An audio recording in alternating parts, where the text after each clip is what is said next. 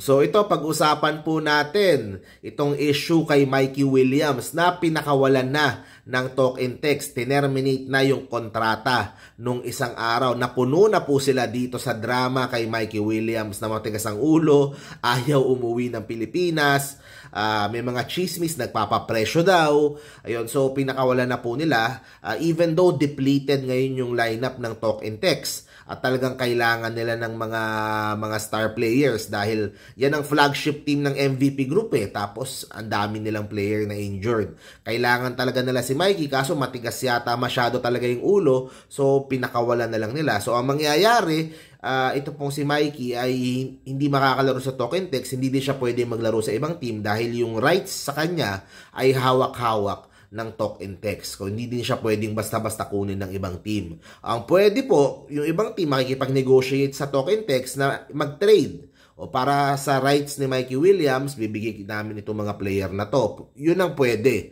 kung merong magkaroon ng interest dito kay Mikey Williams.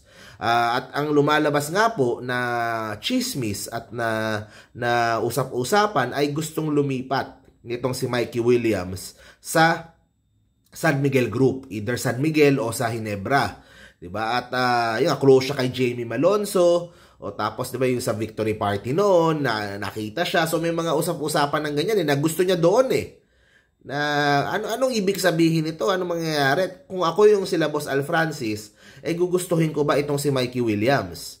Well, definitely kung sa laro at sa husay, definitely talagang MVP quality itong si Mikey Williams. Kaya niyang magdala talaga ng isang kupunan sa totoo lang, 'di ba? And pagdating naman sa attitude, baka naman kaya ganyan lang gusto niyang umalis na sa talk and text, 'di ba? Baka naman pag natapatan yung gusto niya, 'di ba? Ang chismis daw mga 2.4 million o ganon, baka naman maging okay na itong si Mikey Williams at maging okay na yung kanyang attitude, 'di ba? So kung ako sa San Miguel, baka it might be a gamble na they are willing to take. Okay, kaso ito yung problema diyan.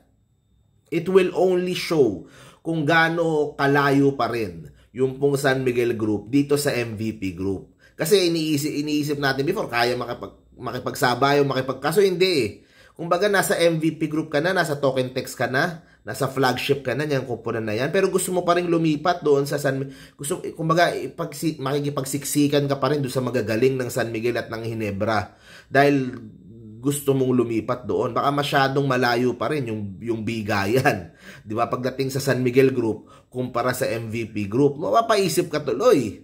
Di ba? Sa akin, this could also serve as parang wake up call din sa MVP Group na wag nang subukin makapagsabayan sa San Miguel. Kasi ang nangyayari kung ano yung ginagawa ng San Miguel, 3 team, 'di ba? Tapos may mga farm team pa daw. Parang ganun din yung hinahabol ng MVP Group. 3 din team natin. May farm team din tayo. Para kung ano yung ginagawa na gagawin din namin, hahabulin namin. Kaso ang problema, yung liga yung nagsasuffer.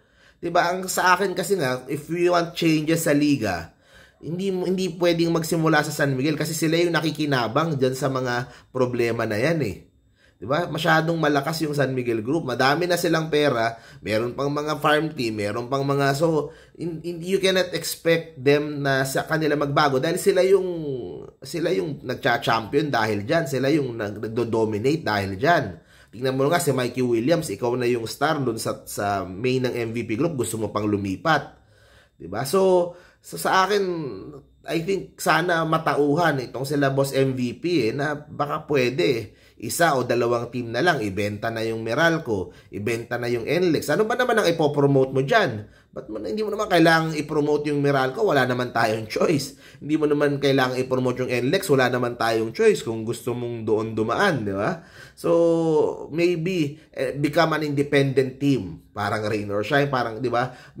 Baka doon magsimula yung pagbabago na gusto natin sa PBA para magkaroon ng mas parity. Bitawan na yung farm team, di ba? Kung San Miguel, kung gusto niyo gawin yan, gawin nyo yan. Pero kami lahat dito maayos yung gagawin namin. Susunod kami sa mga rules, susunod kami sa, 'di ba? So baka wake up call yan para sa MVP group na kahit anong gawin mo, kahit subukan mo makipagsabayan, hindi mo kayang tapatan yung San Miguel group Talagang yung mga magagaling na player doon at doon pipiliin pumunta. So, yun, mapapaisip ka siguro, 'di ba? Ano pa ba kailangan mong gawin? So, itong case ni Mikey Williams is parang ganun din Ganyan din yung sitwasyon 'di ba? Na the top players will still choose to go doon sa SMB. Kaya sobrang lakas tuloy ng San Miguel, sobrang lakas ng Ginebra. As an Ginebra fan, syempre natutuwa ako na ganun. Magandang magandang balita yan kung mo Mikey Williams. Tapos kumaga mabait naman, wala namang attitude pala. 'Di ba? Maglalaro sa Ginebra, napakalakas niyan, 'di ba? Pero yun na nga, parang masyadong unfair na nga minsan, parang hindi na patas. 'Di ba? Parang lahat na lang gustong, 'di ba? Lahat na lang. Kumbaga itong si Mikey gagawin lahat ng makakaya niya, mag-attitude, mag-aawol para lang makaalis sa kontrata sa Talking Text at lumipat sa Ginebra o sa San Miguel. 'Di ba? So, parang nakakaano din kasi minsan pag masyado ng lopsided. So, siguro tingnan ng MVP group.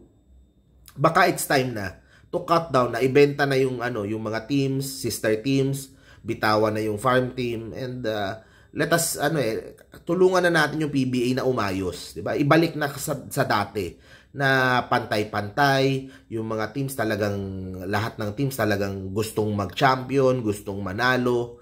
So hopefully ganun. And in fairness, ngayon, yung tignan mo yung sa Northport at sa Terra Firma, 'di ba? Basta wag lang na lang i-trade yung mga top picks nila, okay na ako. 'Di ba? At least nagsisimula silang mag-build up at magpakita at maging competitive. Diba? Yun lang naman yung gusto natin para sa PBA.